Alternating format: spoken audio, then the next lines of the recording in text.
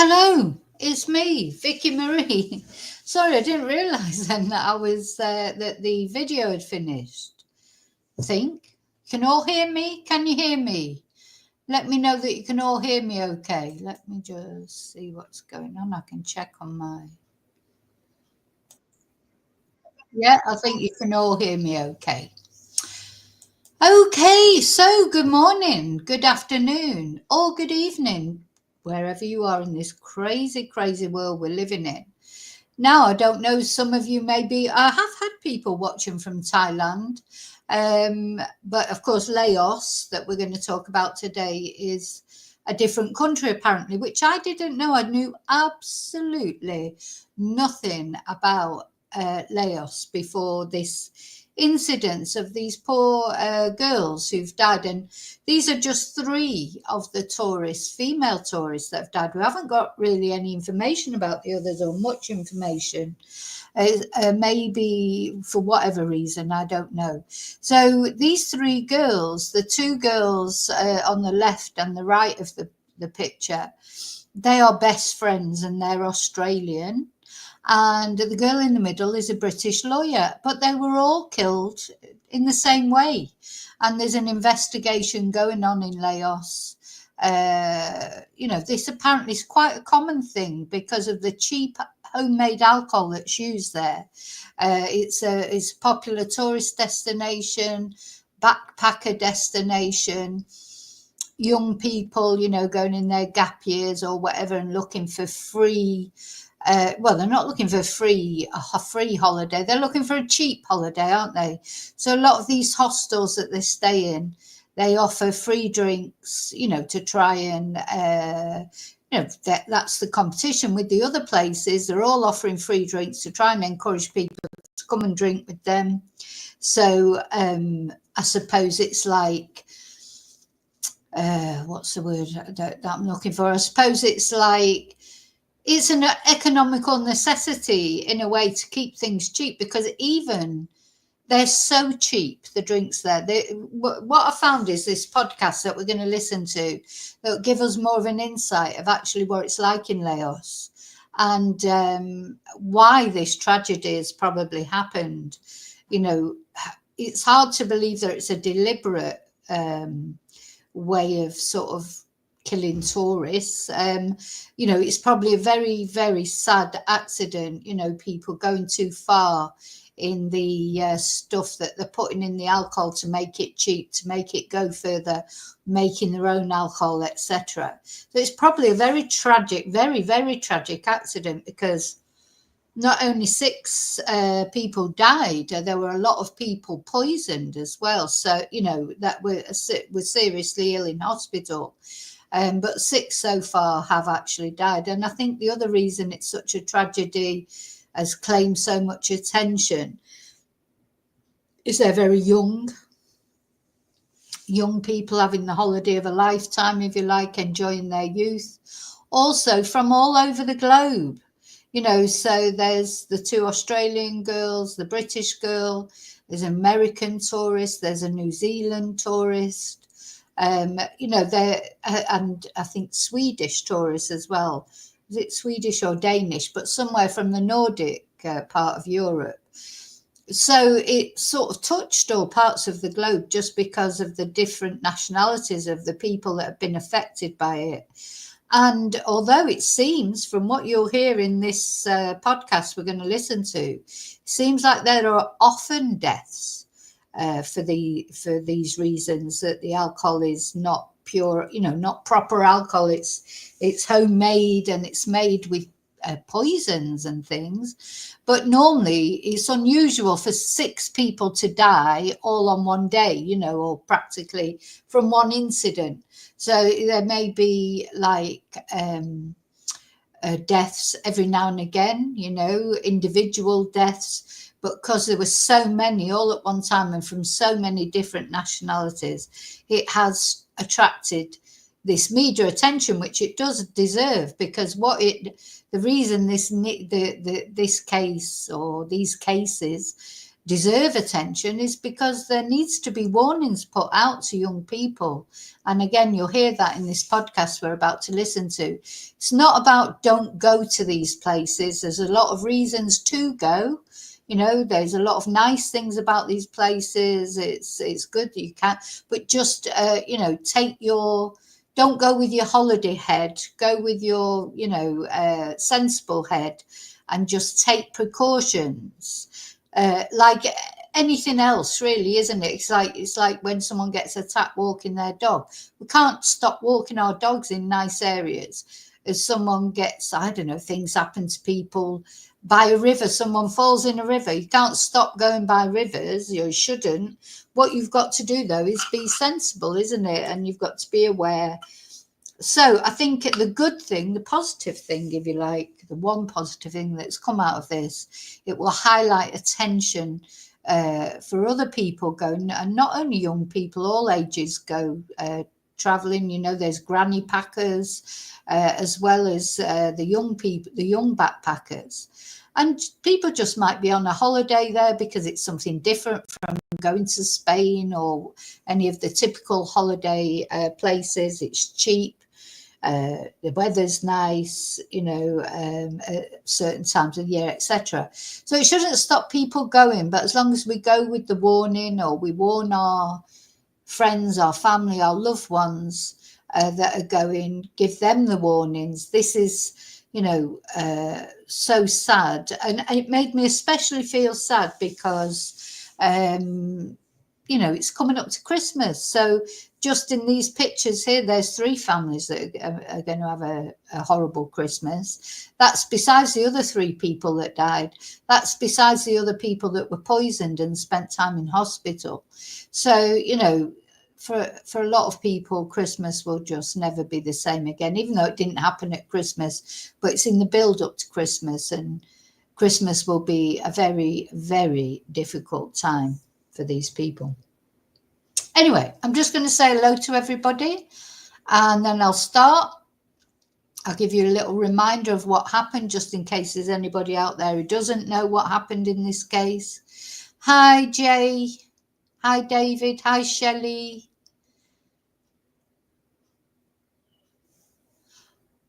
Hi, Darren. Hi, Laurie. I do, David. I need an atlas for Christmas. I'm getting better. I'm a lot better at geography than I was. I'm a lot better at geography than I used to be since I've started doing these true crime videos. Oh, and also just to start, because I need to say my thank yous to everybody. We had a very interesting stream last night. I got loads of members now. So I want to thank my subscribers, everyone who likes my video. I want to thank especially my members, people who gift memberships, people who've PayPal me, sent me bought me a Ko-fi, or sent me a super sticker. Thank you so much for contributing to my channel in any positive way. Thank you. So, okay, now I'm on the avatar today because although I was up at the crack of dawn as always, I had so much to do today, and I had classes as well. I haven't had time to get ready properly, in the sense of put my lippy on and do my hair, etc., that I like to do when I'm doing a stream. So you've got the avatar today. Also, it's really cold. I mean, it says it's 14 degrees. It feels like about 4 degrees. My hands are freezing. So it's very, very cold here in the house today. So I'm on the avatar. But anyway, never mind. Tonight, I will be back tonight at some point, and I will have done my hair by then.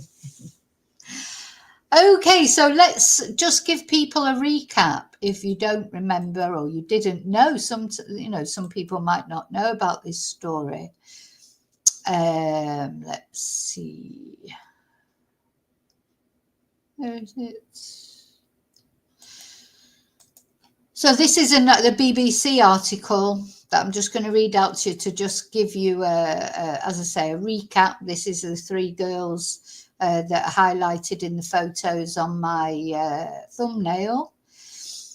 A second Australian teenager has died of suspected methanol poisoning. So I did do a video on this before, and we looked into what methanol was. It literally is poison, but it's being used to make alcohol. I mean, it's unbelievable, really.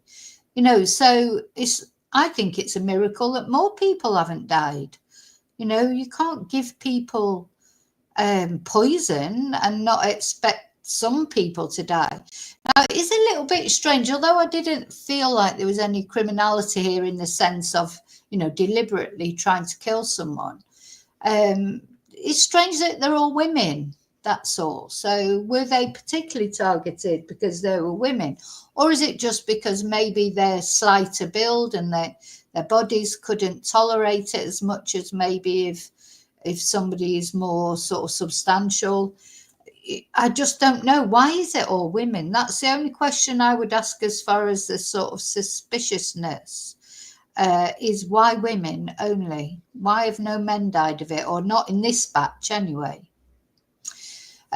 So this has brought to 6 the number of foreign tourists who have died after apparently drinking tainted alcohol in Laos.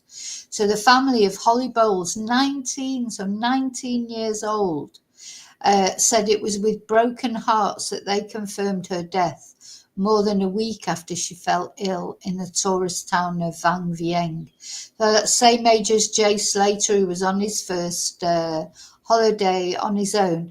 And do you remember, we looked at, because her friend Bianca Jones, she's also 19. The lawyer, Simone White, the British lawyer, she's a little bit older, 28, but still so very young. Who was from London. They both died on the Thursday.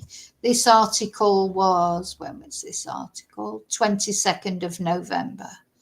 It's just so sad. So these two girls, Holly, who's on the left, and Simone, who's on the, Simone's in the middle, the lawyer, and Bianca, who's on the right, 19 years old. I mean, so the thing is, our children, we were once 19 and went off and did silly things. And then what happens, we become parents, and then our children at 19 want to go off and do silly things. And we want to sort of scream at them and say, no, don't go. But of course, we can't do that. We've got to let them lead their lives, do what they want to do. These two girls had saved up for this holiday.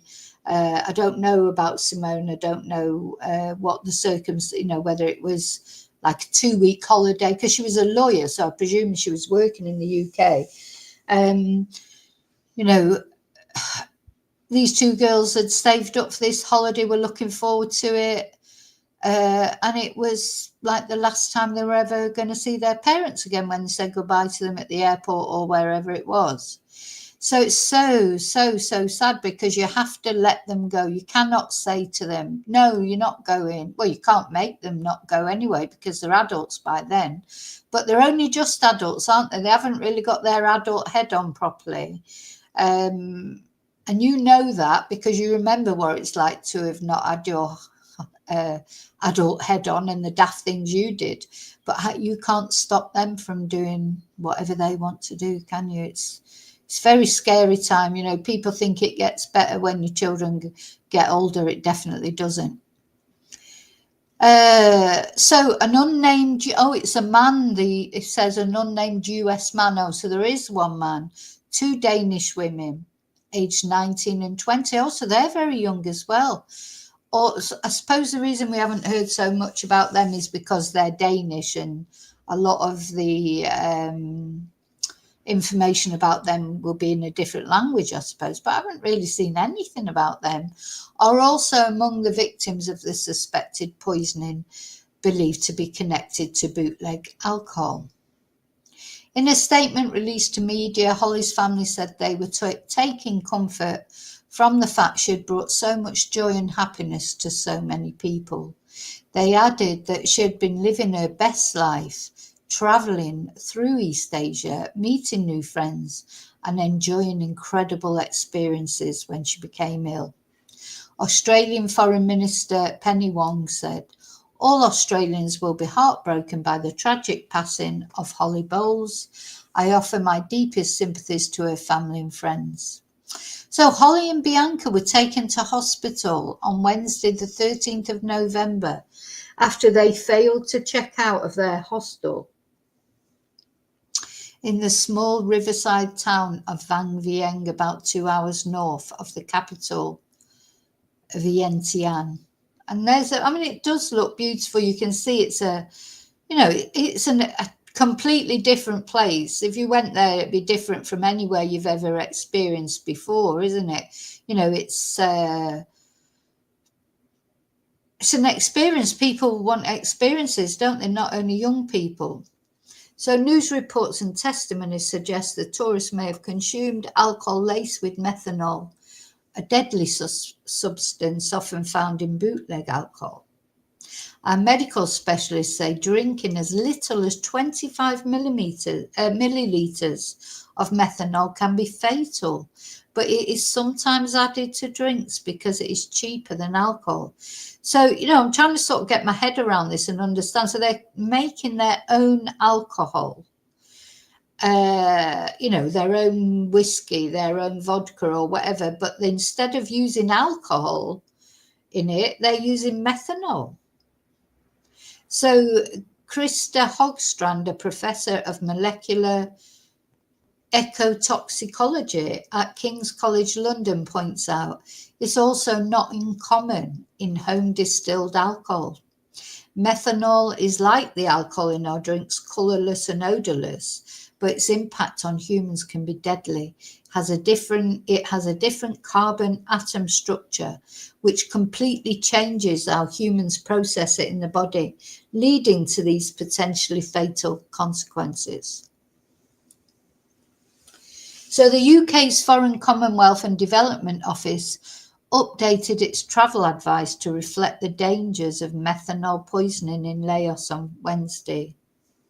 And it urges tourists to only buy alcohol beverages from licensed shops and to seek urgent medical advice if they suspect they've been poisoned. Yeah, and later again in this podcast that we're going to listen to, there's a young lad who did this experience, saying it's probably only $1 or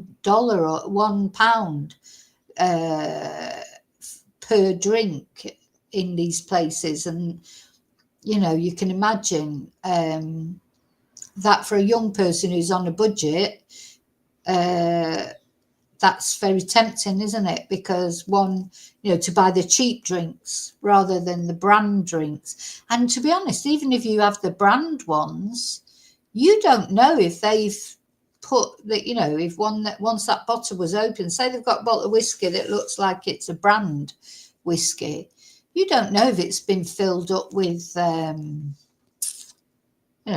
with crap whiskey, with homemade whiskey once it's empty. You just don't know, do you?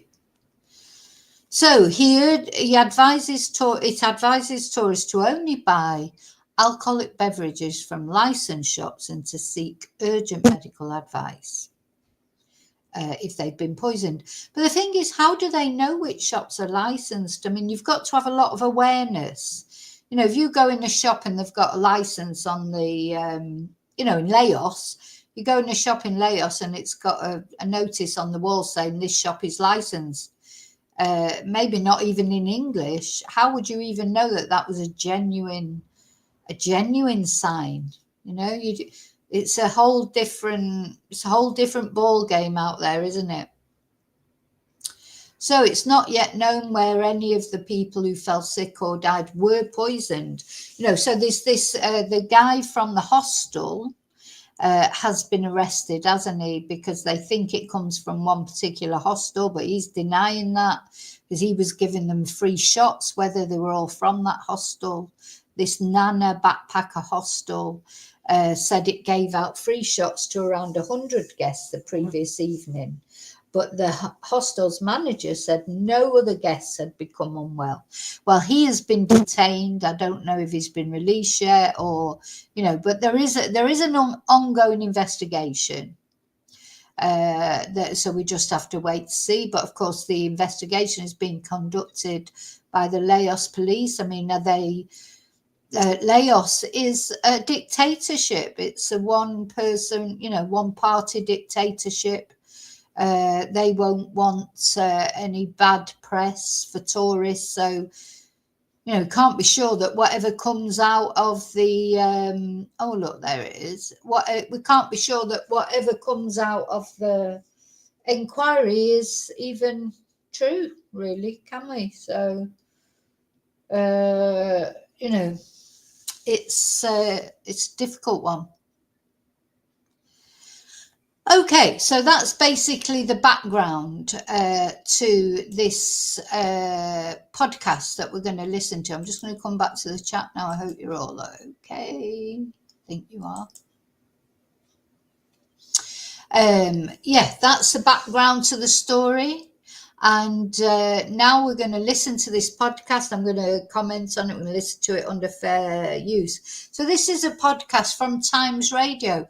And what I've noticed is a lot of mainstream sort of media people, they've started doing podcasts now, haven't they? They're sort of doing a more YouTube podcast style to their news reports, because they've realised that newspapers are just sort of becoming obsolete, aren't there? People aren't reading newspapers. People are turning to YouTube and podcasts for their news. So I noticed they're responding like this. So Times Radio, I've watched quite a few of their podcasts recently, and they're a little bit, what's the word for it? They're a little bit twee.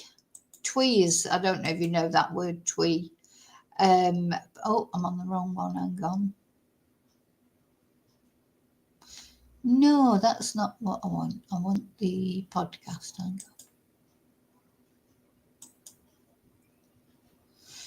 Oh, where is it? There it is. Yeah, a little bit twee. The lady that reads that does this podcast, Inside Story, I think it's called. She's very posh. She's got a nice voice, actually, but a posh voice, like that Joanna Lumley voice, but it's very nice, very soothing. But, just sometimes she comes over as a little bit not maybe genuine, but anyway, it doesn't really matter. I think the actual podcast itself is very interesting. The people that she's talking to are interesting because they're giving us an inside view into how it is in Laos. And the second guy that she talks to, he used to work there in the bars, etc. He's been a backpacker, so he gives us a unique sort of view of what people, are looking for in this when they go backpacking there, and young people especially. They're just looking to have a good time, aren't they? And they should, because you know what? If you don't get a chance to have a good time when you're young, by the time you get older and you've got mortgages and kids, what have you, everything gets more serious, doesn't it? And everything. So this is the time when you're young like that you should really go out and have a good time before you get tied down with all the other stuff that happens in life. And then you have to wait until you come. Well, you think that, when your kids are grown up, you do this and you do that. And of course, these days, that never really happens, because the children, even adult children, they're just not as independent as they used to be.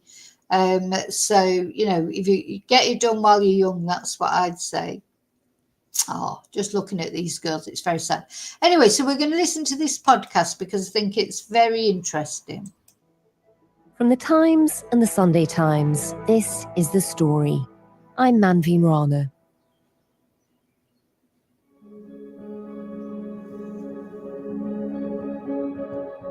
Imagine an idyllic little town, perched in the foot of the mountains by a roaring river, with rows of wooden houses on stilts and an unlikely number of bars. The bar that I worked in was sort of on its own little island. It sort of looks like a slum bar, and it has a huge sort of square rectangle where everyone can come around, and all the staff are inside serving the drinks and the drug menu if anyone wants that. The what? The drug menu? The menus, I remember, would always have weed, mushrooms and opium, and you could have each one of them in your bucket, your free alcohol bucket that you would get. It would be whizzed up with a banana. with a banana. So imagine a drugs menu. So not only are you getting your bar menu, like, you know, your burger and chips or whatever it is, and then you get your drugs menu as well. Now, I'm not saying these girls went for that. Let's not forget there's no proof that we know that they were on anything else except for just having a drink. But what this boy or this guy is just talking about, that is what you could have if you wanted. That's like, it's horrible, really, to be honest, I think. Which would probably be the most expensive part. Or you have something called the disco bucket, which was famous, which was everything in there mixed up. And it just looked like a big bucket of mud. And that's all free. And all the Westerners sort of like, I can't believe this. And it's because it's their cheapest commodity, the alcohol there. It's all just made in the tin shed. And it costs absolutely nothing. The whiskey there, I remember, was $1, which is cheaper than the beer there. This is Vang Vieng, a little town in Laos, which is a firm fixture on the modern Grand Tour, where young, carefree Westerners and gap year students come armed with backpacks and a desire to party. But partying here is like nothing they'll have ever experienced before.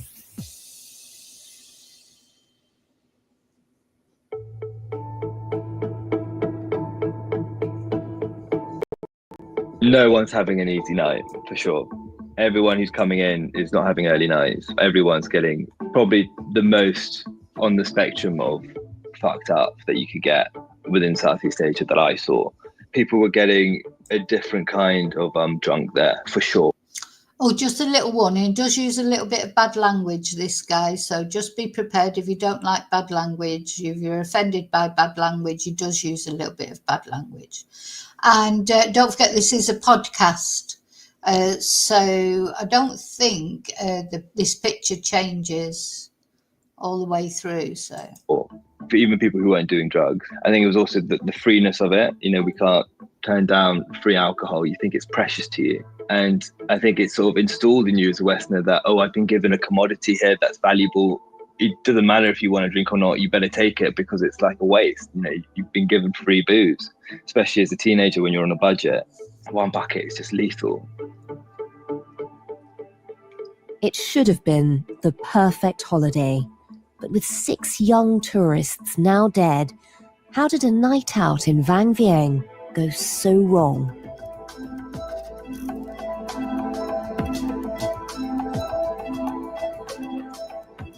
The story today, inside the Laos party town where people die.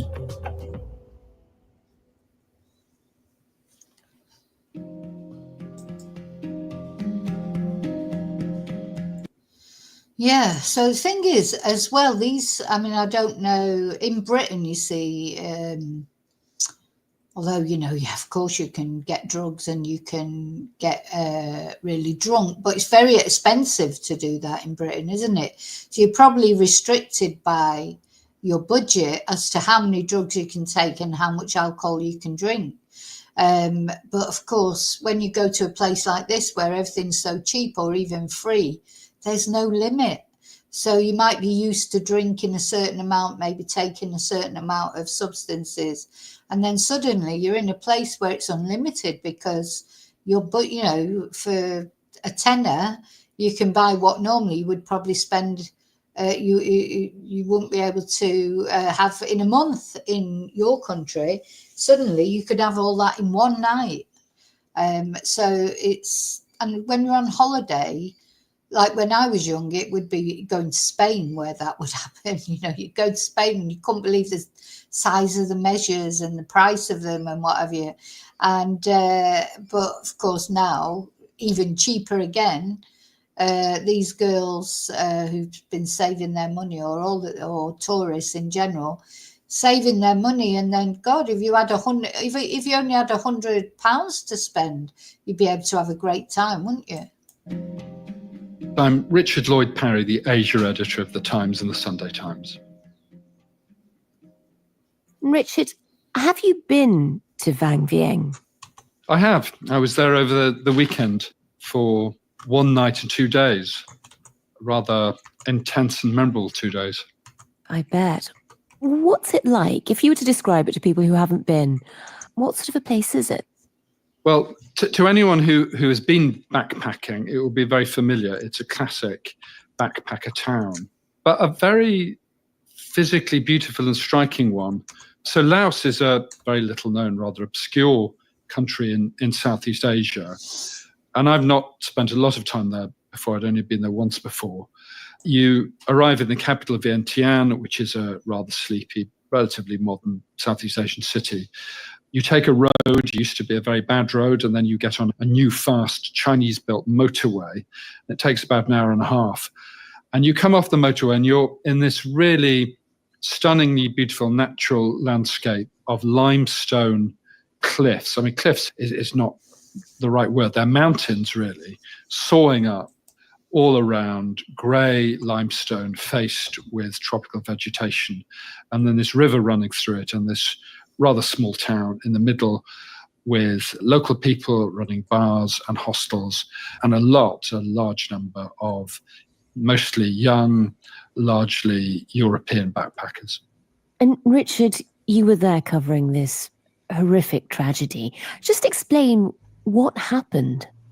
Well, the facts are still coming out. A Lao police investigation is going on, but it seems fairly clear that on the 11th of November, which was a Monday, the evening was beginning in the town of Vang Vieng.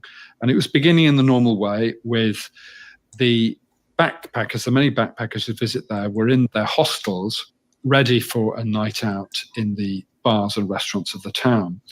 And in a lot of these hostels, not all of them, but a number of them, the evening begins in the same way with the barman giving free shots of vodka or whiskey to everyone who's there. So there's a party in the hostel every night, and it goes on until the early hours of the morning. There's a swimming pool, there's a bar, there's a pool table. It's like a kind of university JCR surrounded by limestone cliffs, tropical jungles, but with free booze, at least at the start of the evening. And this happens in a number of these places. In the Nana Backpackers Hostel, the shots were given out, people started to drink them, some people had more than one, and the evening went on. Now, not immediately, but the following day, some of those who had been present and who had drunk started to become ill. Right, so so he's explaining what happened, because it did all seem to happen on one night. I do think that's strange. If they weren't all in the same place drinking the same drinks, how did it all happen in the same night? You know, is that just a weird coincidence? Anyway, as he's talking, I'm going to be showing some pictures of Laos that I've downloaded just so you... I mean, it looks an absolutely amazing, beautiful place. You know, so just don't let it put you off going there if you feel like going to Laos, but just be careful what you drink. That's all, I think. Right, let me just start him again. And some of them became very ill. Last week, I got severe methanol poisoning from a hostel in Vang Vieng in Laos. We had a big table, about 10 people, and we were all sharing a bottle of locally sourced Lao vodka. It wasn't until 15 hours later that my symptoms started to kick in, which were extreme tiredness. I was practically asleep for a whole day. I was violently throwing up. I was really lucid. I had visual impairment, like I could barely see. It was just like bright lights. My boyfriend made a decision to take me to a private hospital in Vientiane. So this girl who's speaking now, she was very lucky, wasn't she? And the people there literally saved my life. And on the 13th of November, in the early hours of the morning, 2 young Australian women, 19 years old, were taken by someone, I think by their friends, to the local hospital, which is just a few hundred yards away in this small town. And there, one of them was reeling and disoriented. She was put on a drip by the doctors, but she very soon, within half an hour, had a seizure and went into a coma. And at that point, the doctors in this small district hospital realised that this was really beyond their capabilities. And she was put in an ambulance and sent to the capital of Vientiane, where she died a few days later. By that time, 5 other people had died. 5 of those who died were young women. One of them was an American man of 57. And the toxicology reports from the hospitals in nearly all those cases showed that they died of poisoning by the chemical methanol. How horrific. And Richard, just for a bit of context, I mean, these are shots they were given, free shots. This isn't something they've paid for. Is that normal in this part of the world? It's normal in hostels like this at the beginning of the evening. And I think the fact they were free is probably part of the explanation for what happened, because these are businesses. They don't operate on big margins. To stay in that hostel, I think, cost about £4 or £5 a night. It's really cheap. So these shots were being given away, and one can assume that it was cheap stuff, very cheap stuff. And that may be the explanation as to why it was not only of such low quality, but had been contaminated with this deadly chemical. And is this unusual? Because we've sort of heard very mixed reports about places like Vang Vieng. A lot of people do die, and you don't hear reports about it normally. It's certainly unusual for 6 people to die essentially in one evening. And that's why we have heard about this, because these very young people. Yeah, it does. I can't help but feel like it does feel a bit strange that 6 people in one evening, because you'll hear that not only this guy says, that this is a common practice that they do, sort of mixing these drinks with methanol. And every now and again, somebody does die. Obviously, the thing is, there's people dying all the time of all sorts of things that we don't get to hear about, aren't they? I mean, just car accidents or traffic accidents or, I don't know, freak accidents. There's always people. When we get to hear about it, it's when the mainstream news decides we're going to hear about it. But also, it's because it's unusual, something unusual. So, yeah, one person, although, one person's life is important to their family and everything, as far as the mainstream media is concerned, only becomes a news story. What decides when it becomes a news story? And when it's 6 people, all from different parts of the globe as well, young girls, attractive girls, because they do like to show sort of like attractive faces and things. It is unusual. It is unusual. So that's the only thing that strikes me about this. I still think it sits uneasy with me that 6 people in one night in a small place, only a small place.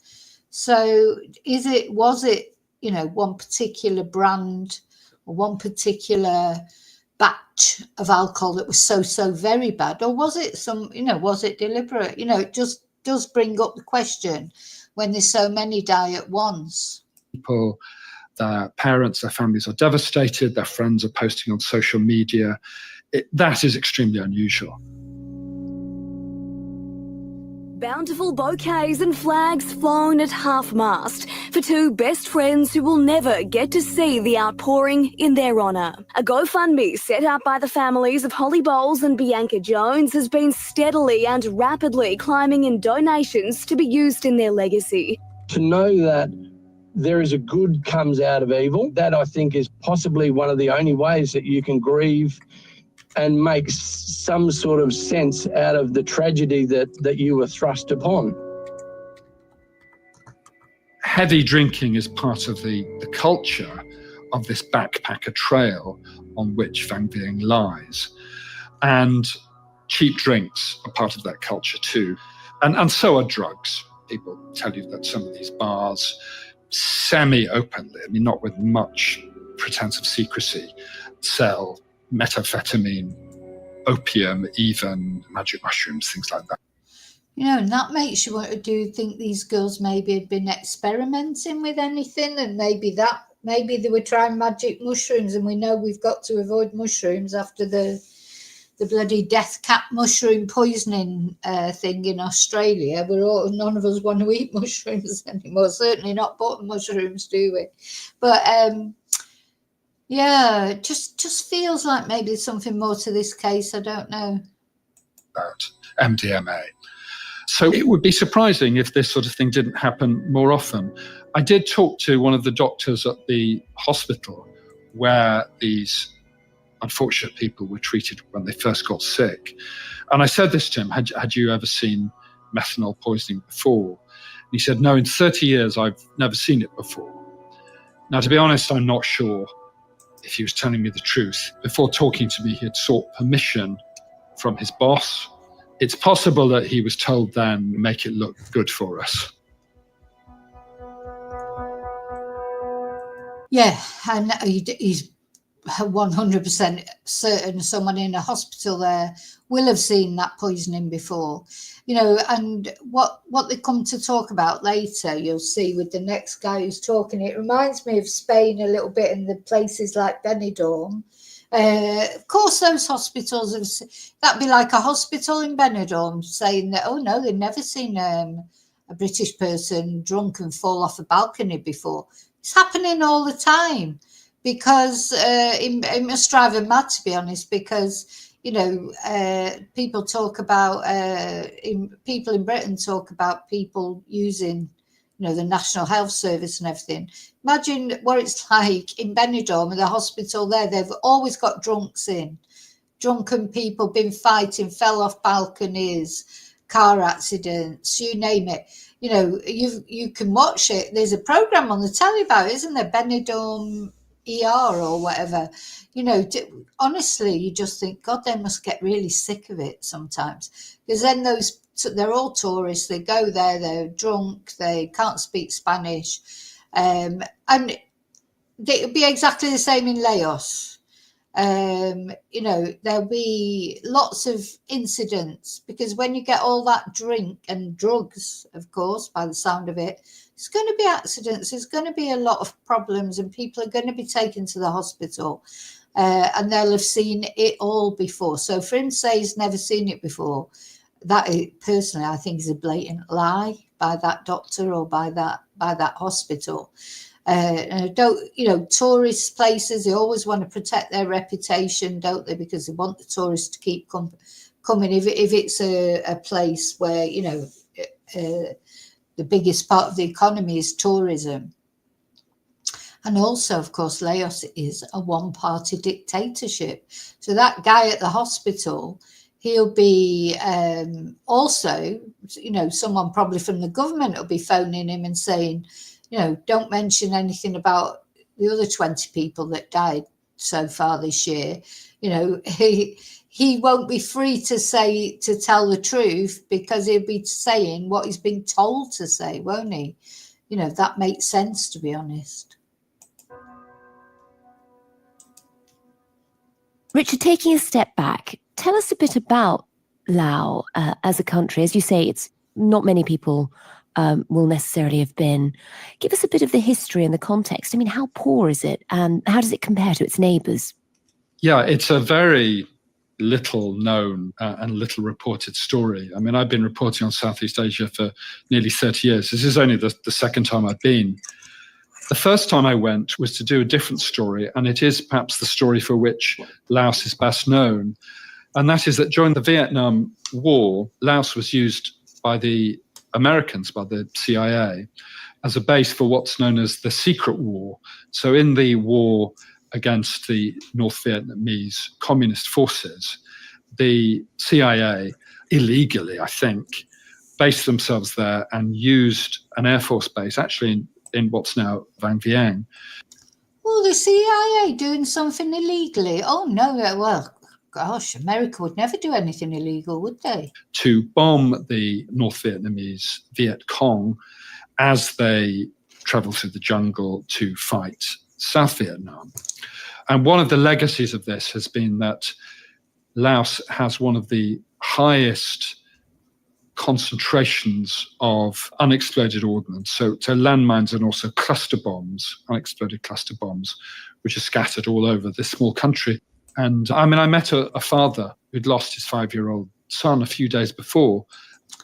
You know, this is it. These are the things we don't get to hear about, do we, about these holiday places, you know. So they've got all these unexploded bombs there that the CIA kindly left there. And yeah, this guy's saying that he got talk last time he was there doing a report on that story. He got talking to someone who's 5-year-old had died playing in the garden and found a bomb. They'd just been playing in the garden. They've been digging around. They found something metallic, tried to pull it out, and it was a bomb that exploded and killed one boy and injured others. So the answer to your question is that Laos is a poor. That's so very sad, isn't it? Oh, awful. So if you find anything metal in your garden, don't try and pull it out, for God's sake. Country that's had a terribly difficult history from which it's still suffering. It's a communist dictatorship, a one-party state. It's very close to China. Everywhere you go, you see any kind of big or spectacular buildings or investment, locals will tell you that's Chinese money. And Richard, how did it go from the Vietnam War, from being effectively a war zone, from having all this unexploded ordnance, to being such a big part of the backpacker trail? The war came to an end in the 1970s, and what had previously been known as the hippie trail, I suppose in the 80s, became the backpacker trail. So the kind of people who had been wearing kaftans and had kind of oily, smelly hair, smoking big reefers, gave way to people of a similar age carrying the Lonely Planet Guide, which of course so many of us still use today. But it was the same kind of destinations that people were going to: Thailand, Laos, Vietnam and Cambodia.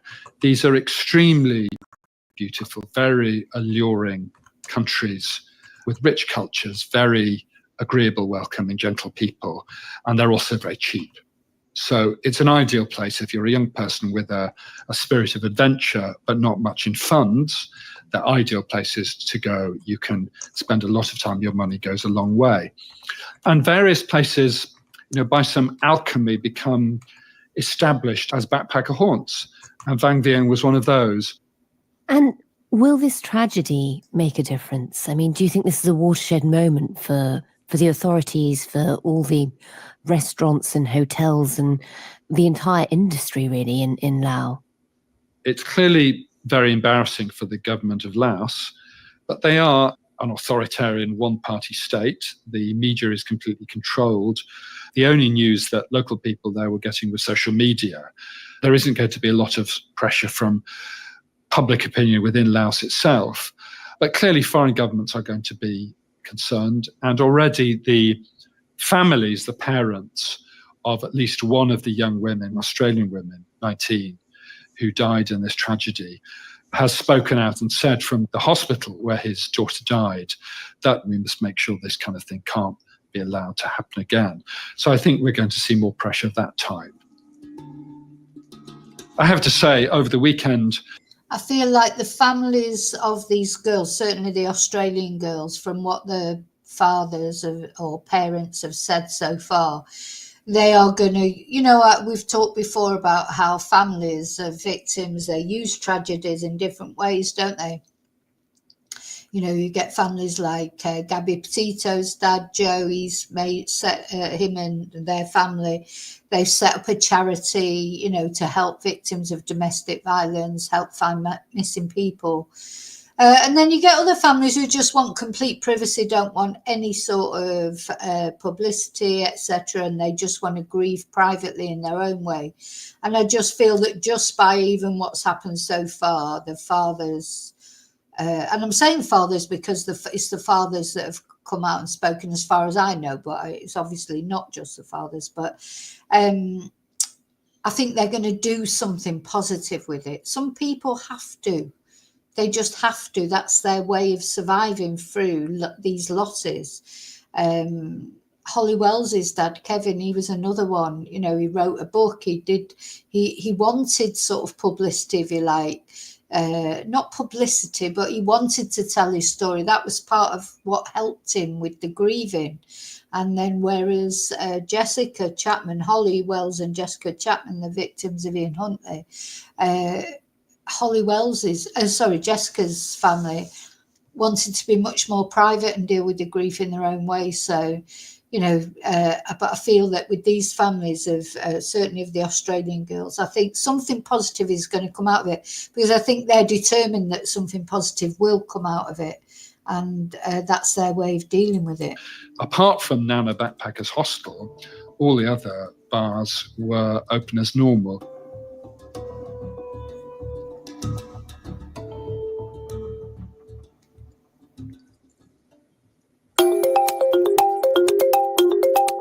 If you're enjoying this episode of The Story, you can listen to more by subscribing to the podcast.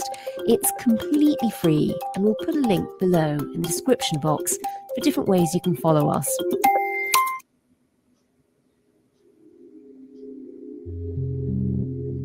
I'm Alistair Gill. I'm a chef and journalist from West London. Now, this guy's very interesting, because this guy went there, travelled there when he was young, worked there. He's got direct experience of how they make the drinks, etc. He's very interesting, but he does swear quite a bit. So just again, to warn you. In your time, you've also been a traveller, and you've spent a bit of time out on the backpack trail. Tell us a bit about your experiences. Tell us about arriving in Laos. I followed, that trail is sort of most cliche teenagers do once finishing school. I went around Thailand and then went into Laos, and then I sort of really fell in love with Laos, actually. It's an amazing place, super underdeveloped, and it just felt really real. And then I suddenly arrived into Vang Vieng, and I suddenly remember feeling this thing of, wow, I'm actually kind of somewhere different now. It's kind of a bespoke sort of trashy theme park that had been made there. I mean, I think the big appeal was this thing called tubing, which, the Mekong River goes all the way down through Vang Vieng.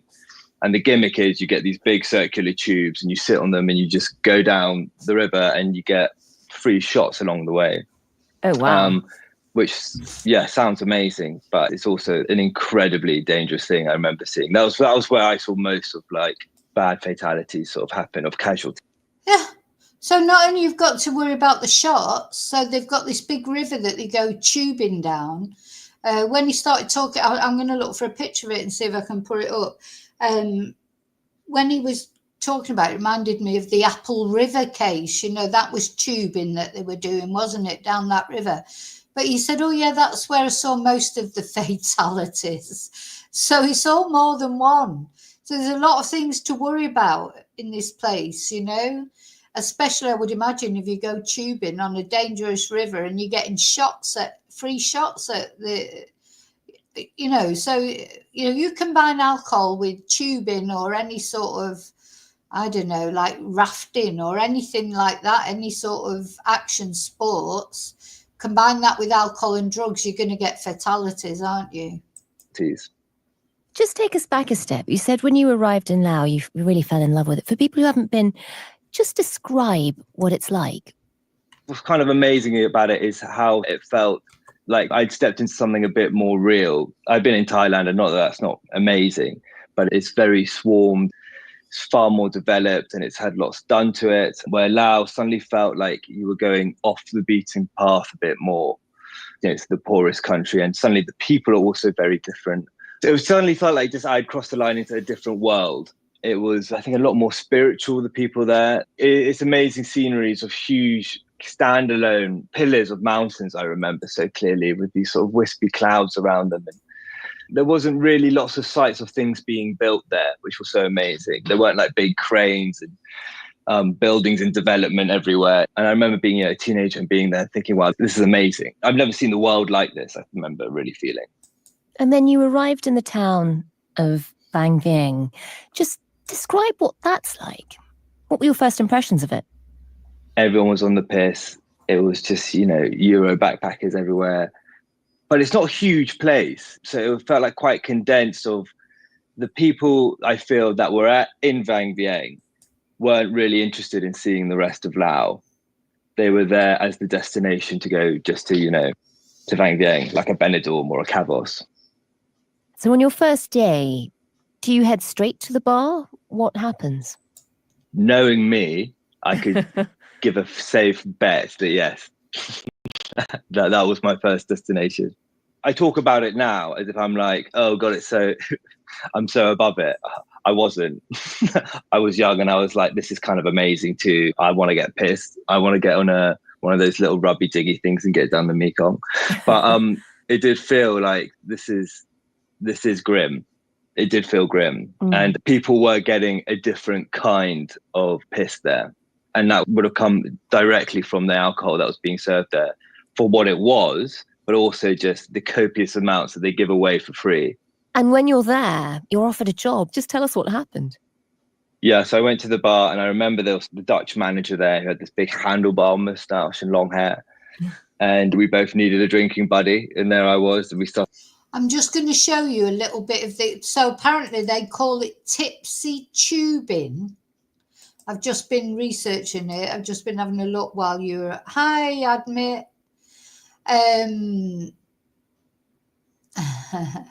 Yeah, you don't see the fatalities reported on, do you, Heather?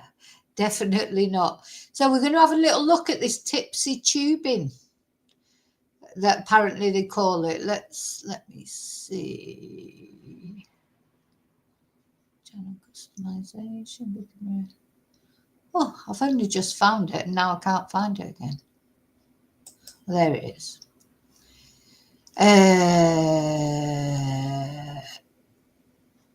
It says there. Oh, this. Let's have a look at this video because it says before the restrictions. Oh, this sort of tubing is now banned because so many people died. This is the video we're going to look at. Let's have a look. Dear me.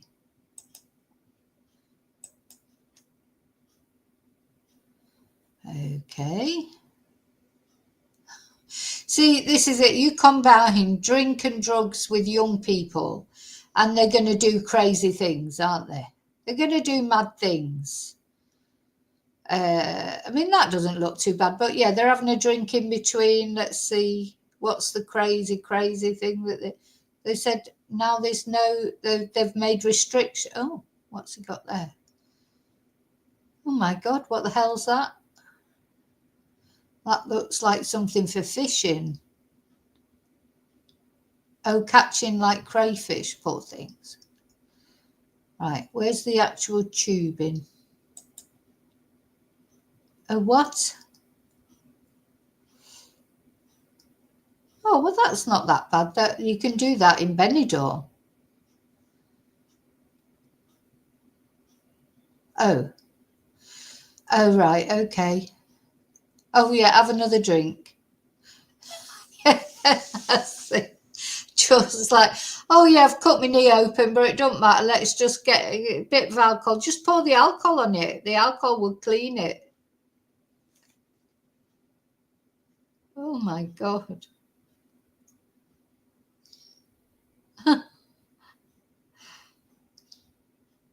Oh. You know, do you remember being that young that you could bounce, you know, like, God, I'd just break my leg now or something. What have we got here?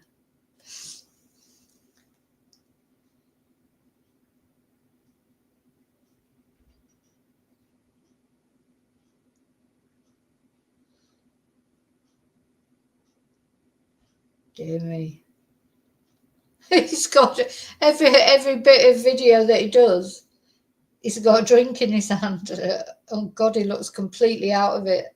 His eyes are all over the place.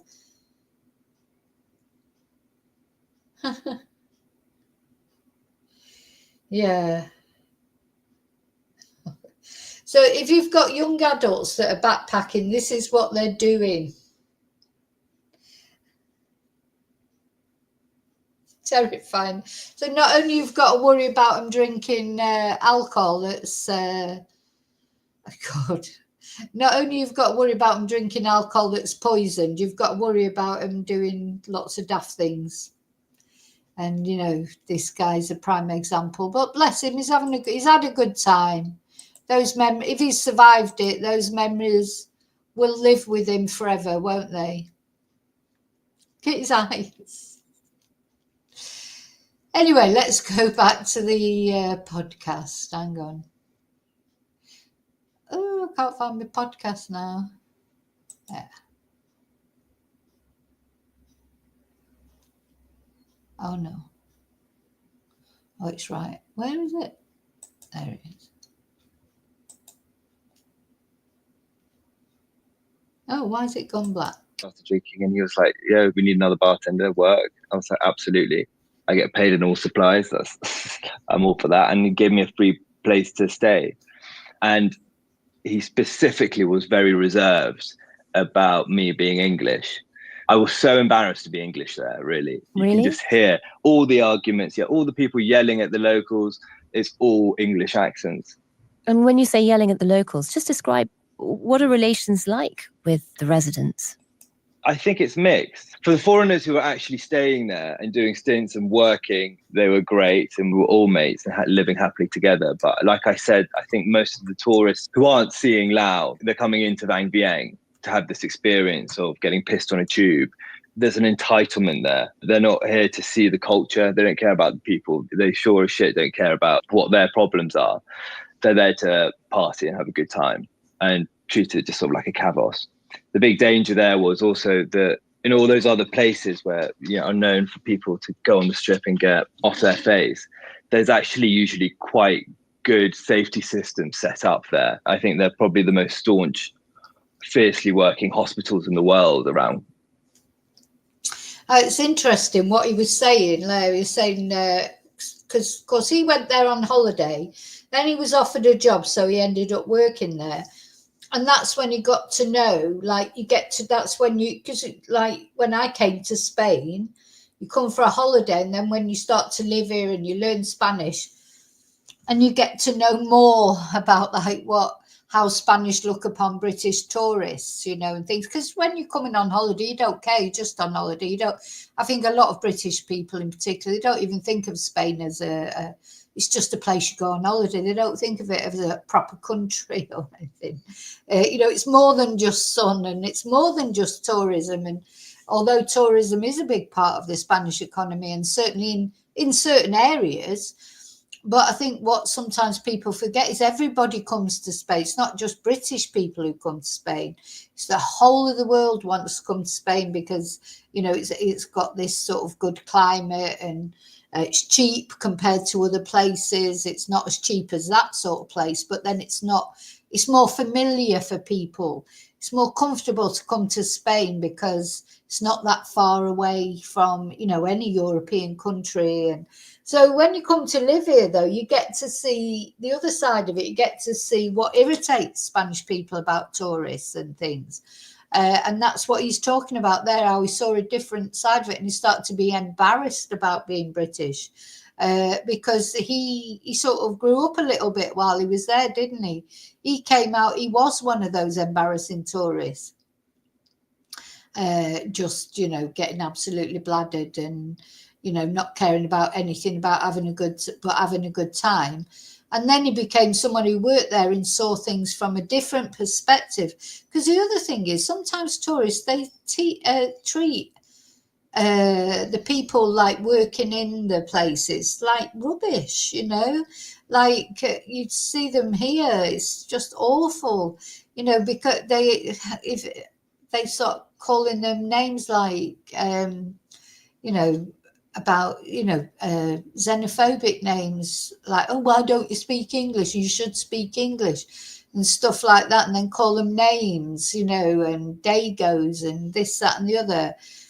But of course Spanish have got their own names for us, don't forget. The thing is people don't see that side of it, so you get Spanish people like that as well. Don't get me wrong, there's Spanish people that are absolute twonks who don't like foreigners. Just like there's British people who don't like foreigners or in all nationalities. And I think that's why I sort of feel different, because I've been a foreigner in a foreign country. It makes you think differently about everything, the way you're looked on. You don't want to be tarred with the same brush as everybody else. But, some people do. Some people say, oh, everybody English, they're mad. And you do get that. I've been told to get back to my own country at least 3 times, if not more. Get back to your own country, or you're not in England now, all sorts of comments. So, and when you hear that said to you, because that's the problem about learning Spanish. When you don't understand Spanish, you wouldn't know what someone was saying to you. But now that I can speak Spanish, people do say things under the breath and they think you won't understand them. And there's nothing more satisfying than turning around and saying, "What? Did you tell me to get back to my own country?" And they'd go, "Oh, I didn't realise you spoke Spanish." So that's just the way it is. Xenophobia is in every country. Corfu and the Greek islands, where there isn't that in Laos. And actually, when things go tits up, you suddenly realize you're quite far away from anything that's really going to help you. Yeah. And I think, the Westerners sort of have this thing in them, especially when you're a teenager, of thinking there are safety nets and guidelines and precautions to everything we do. If something will catch you, you don't need to care about what you're doing because something will help you if stuff goes wrong. There isn't that. And I think actually what speaks hugely to that is these deaths that have happened. They died in a Thai hospital. That says a lot. The drinking happened in Laos and they died in a Thai hospital. Yeah. Alistair, given your experience there 10 years ago, what did you think when you saw the stories breaking in the press over the last week or so about what happened to a group of West? I think a lot of the people that go there, the young people that go there, they probably are quite from well-off families, aren't they? Because, a lot of working class families, a lot of poorer families, they can't afford to send their kids to university, never mind send them to Laos for a gap year holiday. Unless they're capable of sort of supporting themselves somehow by working, you are constrained by your income, or whether your mummy and daddy can afford to help or not, of course. So probably a lot of the people that go there. Listen, I went to university as a mature student. I was 28 when I went to university. And, oh God, some of those young people there, they're not there because they want to learn anything. They're there because it's expected of them. That's what they do in their sort of world that they come from. You go to school, you go to sixth form or college or whatever, then you go to university, then you go traveling. Now that wasn't a thing maybe when I was young, when I was at university, but the lecturers at university, they loved us mature students because we'd been out there, we'd seen what it was like. I'd worked at Ladbrokes for years and seen what it's like to work for a faceless corporation who, didn't give a toss about you. Like it was just about, what do you mean you're ill? Are you coming to work or not? Some people have never sort of experienced what it's like to have to work for a living at all.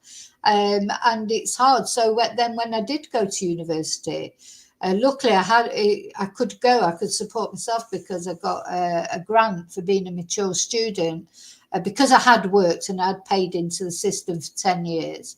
And also because you got loans as well and things.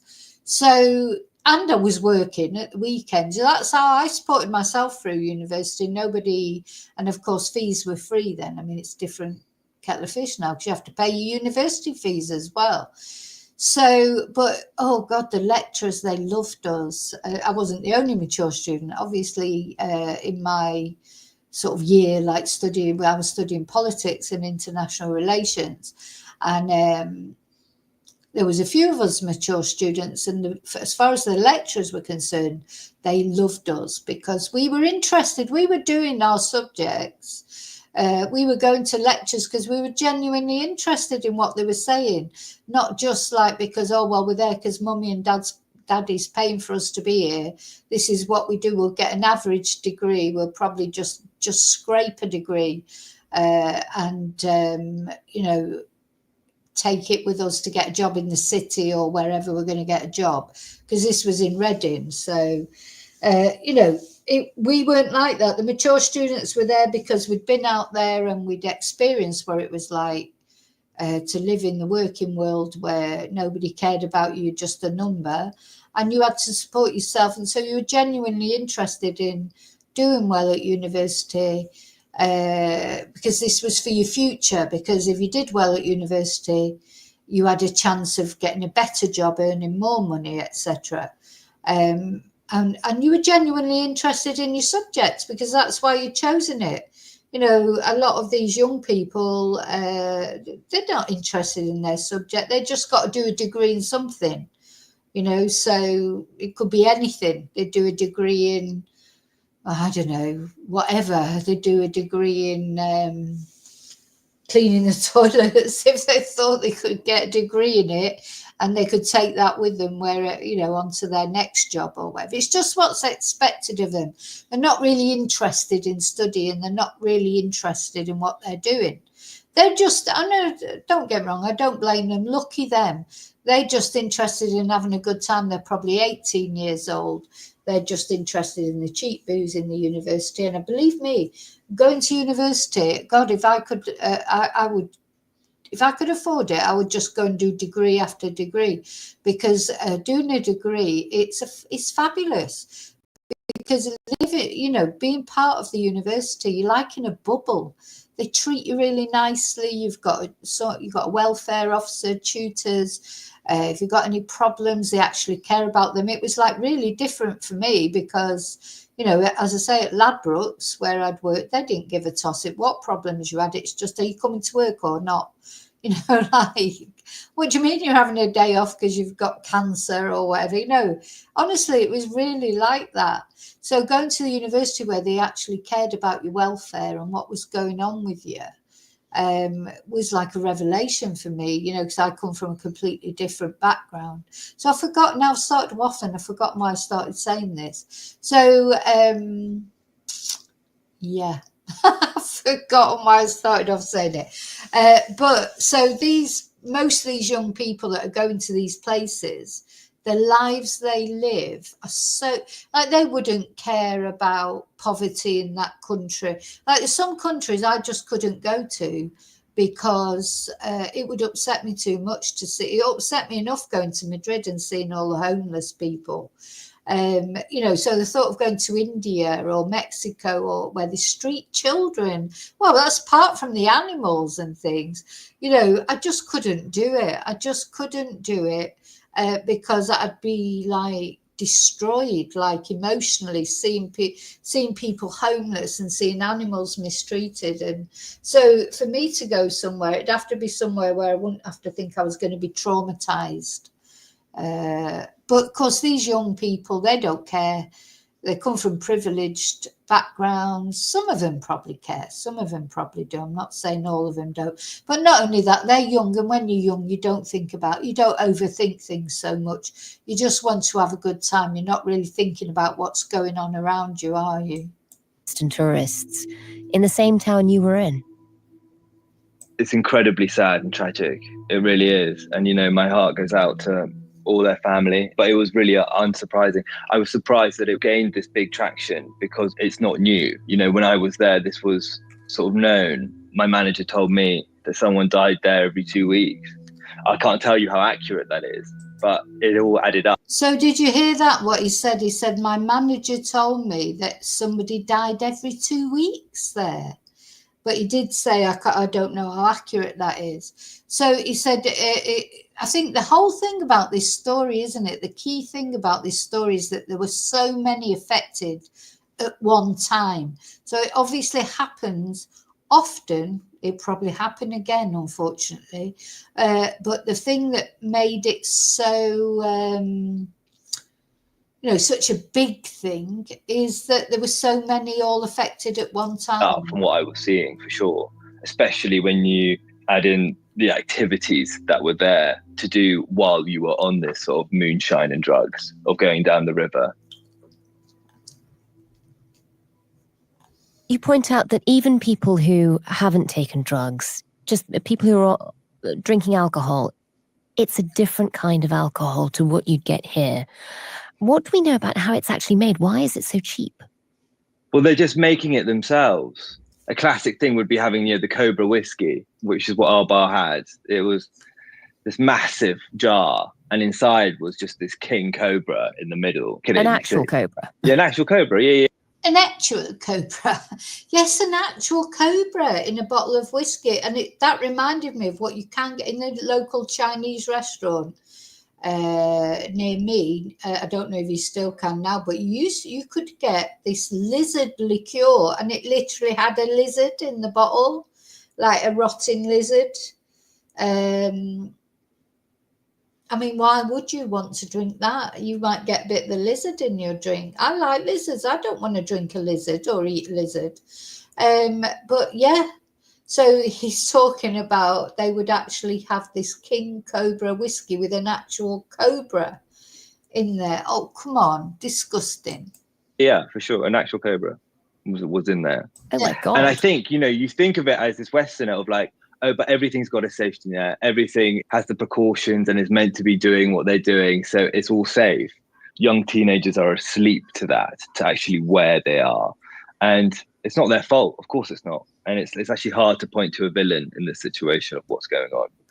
The methanol is completely invisible and undetectable unless you have the exact sort of technology, which for sure is shit Laos does not have. The moonshine there of just homemade stuff was a different kind of drunk. I can't spot too much from the science behind it. All I know is it was being made in the bars and there was no testings or anything like that after it. Of course there wasn't. It went straight from bathtub to mouth. And you were a teenager when you arrived. I mean, if you'd been stood in that bar now, looking around, describe the sort of people who come in. Are they all teenagers? Are they backpackers? In this case, we sort of heard about, there was a lawyer from London in her late 20s. Is that the sort of the crowd? I think it speaks volumes to what's going on. That was the character of one of the people who tragically lost their lives. Because I think you have it in your head that it's going to be just loads of teenagers, and it is mainly, but it's people of all ages, but probably with the same kind of mindset of let's party and have a good time. There's no one there looking for the yoga retreat. Everyone is wanting to have fun and let go and push things a bit. And the dangers have showed themselves. They've always been there, and tragedy has been happening there for years. But I think it's good that it's coming to some light in the last couple of weeks. It sounds like such a... No, it's funny what you're saying, because somebody I know, their son went off to Thailand and died in a motorbike accident in Thailand. And his dad had to go over there and, so there's a lot, obviously, you can imagine, there's a lot of paperwork to sort out and repatriate the body and blah, blah, blah. They had a GoFundMe. I mean, it was terrible because, again, a young lad gone off, travelling and died in a motorcycle accident.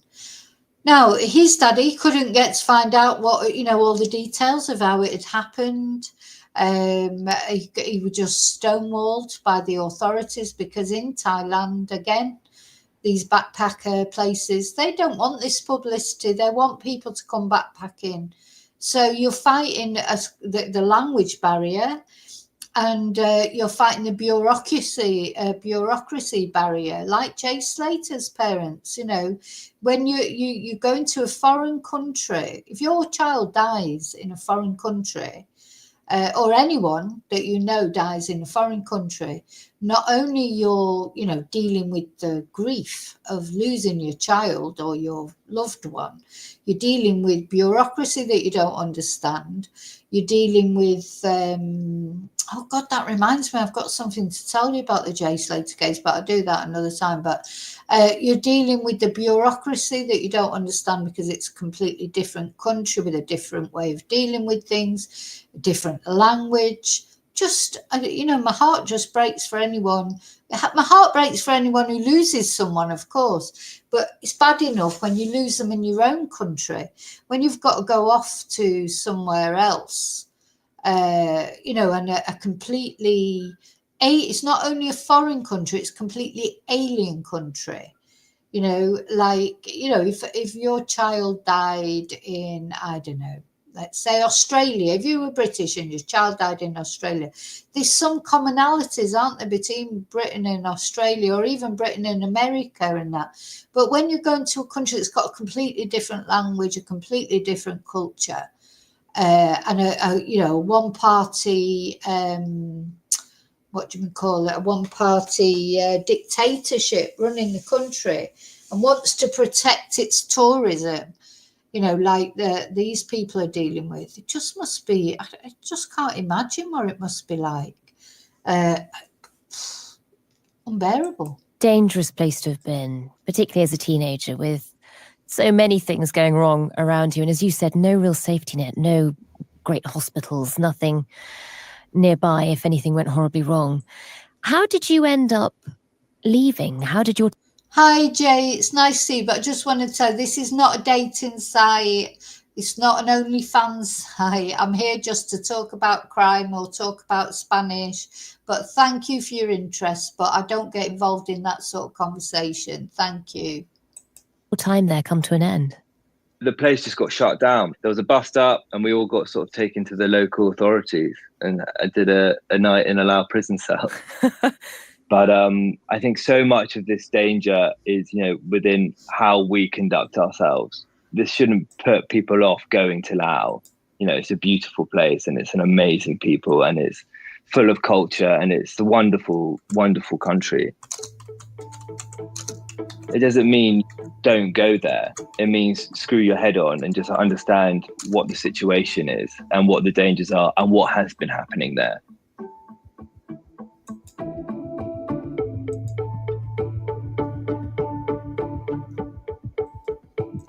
Now that's it, and that's what I was saying right at the beginning of this video, which I think is really important. It's not saying don't go to these places. Go. There'd be beautiful places to visit. We can see from just a few photos I've shared as we were listening to that. It's beautiful, the culture, the heritage, everything. Go, and they'll be interested, and the people are lovely, and you know, it's not a question of don't go, it's just be sensible when you go, isn't it? You know, problem with young people is you can't tell them to be sensible, because they just don't listen, do they? I think that's it. Our thanks to the chef. So, yeah. So I thought that was a very interesting podcast. So thank you to Times Radio for that. And I hope you've enjoyed listening to it and thinking about, you know, or you found it interesting. Of course, the main thing that we're here sort of to talk about, the main thing that matters is these three girls and, of course, the other three people that have died that there doesn't seem to be so much information about. And I just hope that if nothing else, at least their story and what's happened to them will prevent it happening to other people in the future. I hope that at least, I suppose if it even saves one young person's life, you know, the warnings that the family are giving out, etc., that's one person at least that's been saved, and that's what matters. So, okay, let me just put my picture back. I will be back. As they say, I will probably see you later, I expect. And yeah, I'll see you later in the next video. Thank you so much, everybody, for watching. Thank you for caring about these people that have died. Thank you for, I hope you, if you've got young, especially if you've got young people in your family, you know, to just warn them, give them the warnings, and hope for the best. What else can you do? But young people are going to go to these places, and they should go have carefree experiences, but they do need to think a little bit at least about what they're drinking. So anyway, hi Sephi, thank you so much. I'll see you very soon in the next video, and until then, may your God always go with you. Bye.